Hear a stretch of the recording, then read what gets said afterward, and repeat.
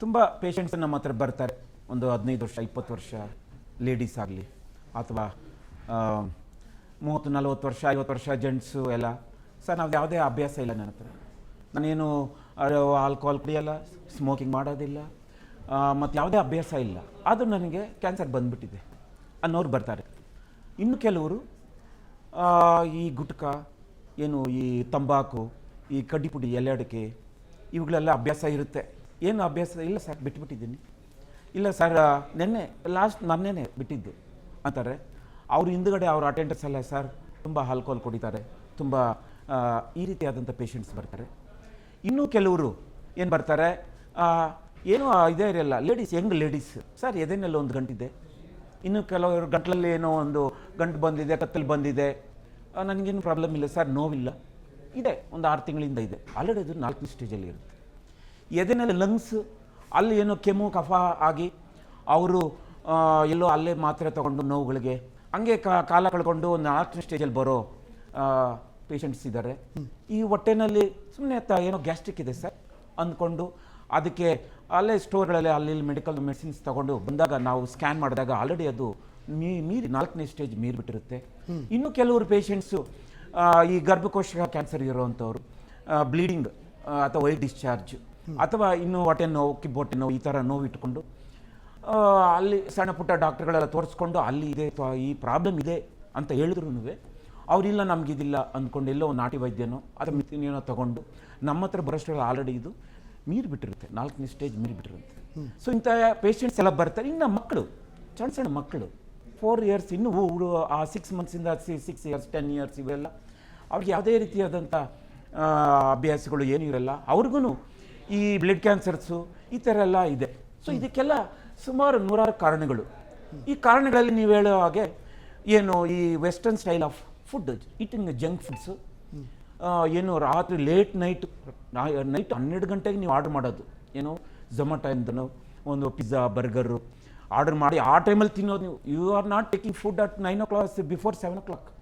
ಏನಂತಾರೆ ನಮ್ಮ ಹಿರಿಯರೆಲ್ಲ, get up early, ಬೇಗನೆ ತಿನ್ನು, ಬೇಗನೆ ಮಲಗು, ಊಟ ಮಾಡಿಬಿಟ್ಟು ಒಂದು ವಾಕಿಂಗ್ ಮಾಡು, ಇವೆಲ್ಲ ಅಭ್ಯಾಸಗಳು ಹೇಳ್ತಾರೆ, ಯಾರು ಮಾಡೋದಿಲ್ಲ. ಸೊ ಈ ಜಂಕ್ ಫುಡ್ಸ್ ಏನು ಮಾಡ್ತಾರೆ, ಈ ಥರ ತಿಂತಾರೆ. ಒಂದು ಎರಡನೇದು ಹೆಣ್ಮಕ್ಳಲ್ಲಿ ಈ ಥರ ಲೈಫ್ ಸ್ಟೈಲ್ ನೈಟ್ ಲೈಫ್ ಹೋಗೋವಂಥದ್ದು. ಆಮೇಲೆ ಅವರು ಲೇಟಾಗಿ ಮದುವೆಗಳಾಗೋದು, ಮದುವೆ ಆದ್ರೂ ಮಕ್ಕಳು ಮಾಡ್ಕೊಳ್ಳದೇ ಇರೋದು, ಮಕ್ಕಳಾದ್ರೂ ಅವರಿಗೆ ಬ್ರೆಸ್ಟ್ ಫೀಡ್ ಮಾಡದೇ ಇರೋವಂಥದ್ದು. ಇವೆಲ್ಲ ಕಾರಣಗಳಿಂದ ಅವ್ರಿಗೆ ಈ ಬ್ರೆಸ್ಟ್ ಕ್ಯಾನ್ಸರ್ ಅನ್ನೋದು ಕಾಮನ್ ಆಗಿಬಿಟ್ಟಿದೆ. ಇಂಡಿಯಾನಲ್ಲಿ ಅಲ್ಲ, ಆಲ್ ಓವರ್ ದ ವರ್ಲ್ಡ್. ಇನ್ನು women breast cancer is number 1 cancer. So ಇದು ಒಂದು ಲೇಡೀಸಲ್ಲಿ ಬರುವಂಥದ್ದು.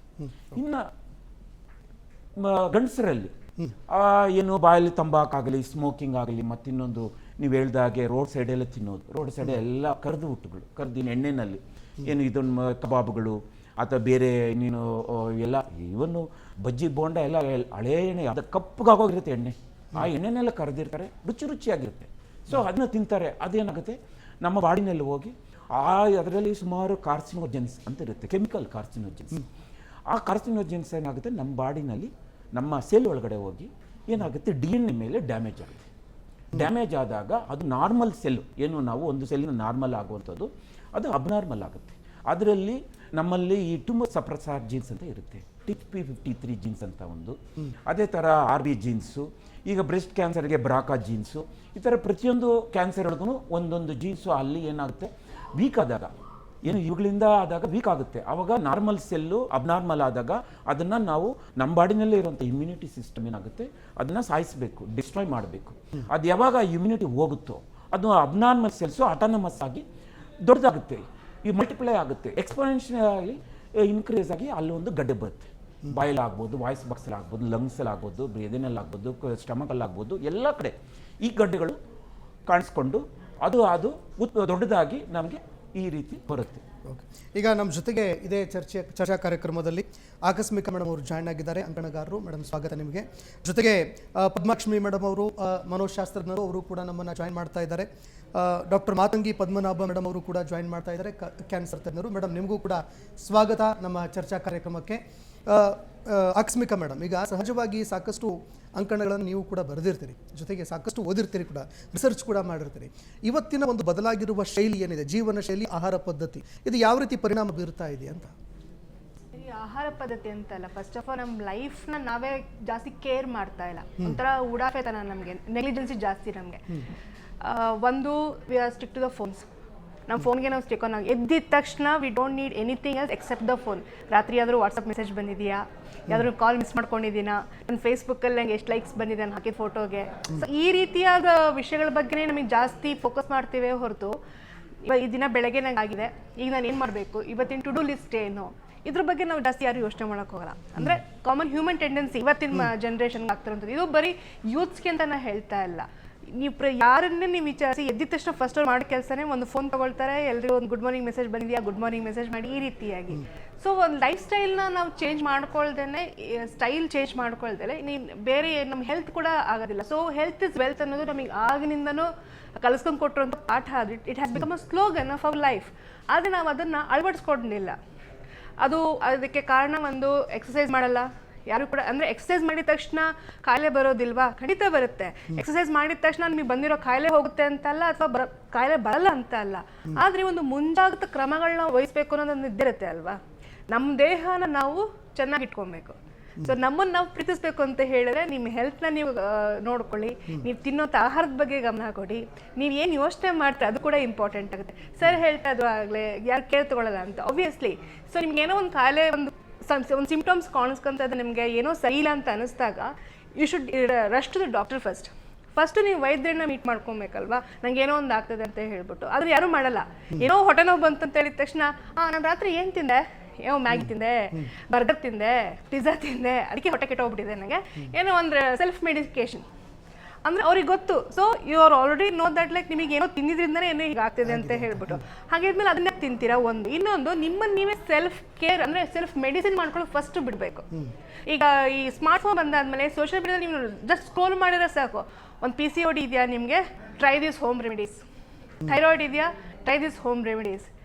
ಎಲ್ಲದಕ್ಕೂ ಒಂದು ಹೋಮ್ ರೆಮಿಡೀಸ್ ಅಂತ ಹೇಳ್ಬಿಟ್ಟು ನಿಮಗೆ ಆನ್ಲೈನಲ್ಲಿ ಎಲ್ಲ ರೆಮಿಡೀಸ್ ಸಿಗ್ತಾ ಇರುತ್ತೆ. But how sure you are? ನಿಮಗೆ ಅದು ಗ್ಯಾರಂಟಿ ಏನು? ಯಾರೋ ಎಲ್ಲೋ ಕುತ್ಕೊಂಡು ಅವನೇನೋ ರಿಸರ್ಚ್ ಮಾಡಿ ಅಲ್ಲೊಂದು ಕಂಟೆಂಟ್ ಅಂತ ಒಂದು ಹಾಕ್ತಾನೆ, ನೀವು ಅದು ಸ್ಕ್ರೋಲ್ ಮಾಡ್ತಾ ಕುತ್ಕೋತೀರಾ, ಅದೇ ಅಲ್ಲಿ ಬರ್ತಾ ಇರುತ್ತೆ. ತಗೋ ಬೆಳಗ್ಗೆ ಅದನ್ನ ನಾಳೆ ಬೆಳಗ್ಗೆ ನಾನು ಶುರು ಮಾಡಿಬಿಡ್ತೀನಿ. ಅಂದರೆ ನಿಮಗೆ ಯಾರೋ ಒಬ್ರು ಬಂದು ನಿಮಗೆ ರೆಮಿಡಿ ಮಾಡಿ ಅಂದ ತಕ್ಷಣ ನೀವು ಮಾಡೋಕ್ಕೆ ಶುರು ಮಾಡ್ತೀರಿ. ಪಕ್ಕದಲ್ಲೇ ಒಂದು ಎಲ್ಲ ನೆಕ್ಸ್ಟ್ ಒಂದು ಹಾಸ್ಪಿಟಲ್ ಇರುತ್ತೆ, ಅಲ್ಲಿ ಹೋಗಿ ನಂಗೆ ಏನೋ ಒಂದು ಆಗ್ತದೆ, ಒಂದು ವೇಟ್ ಚೇಂಜ್ ಆಯಿತು, ರಶ್ ಹೋಗಿ, ಯಾಕೆ ನಂಗೆ ವೇಟ್ ಸಡನ್ನಾಗಿ ನನ್ನ ವೇಟ್ ಚೇಂಜ್ ಆಗ್ತಾ ಇದೆ ಅಥವಾ ಸಡನ್ನಾಗಿ ವೇಟ್ ಲಾಸ್ ಆಗ್ತಾ ಇದೆ, ಯಾವುದೂ ಕೂಡ ವಿನಾಕಾರಣ ಅಂತೂ ಆಗಿರೋದಿಲ್ಲ.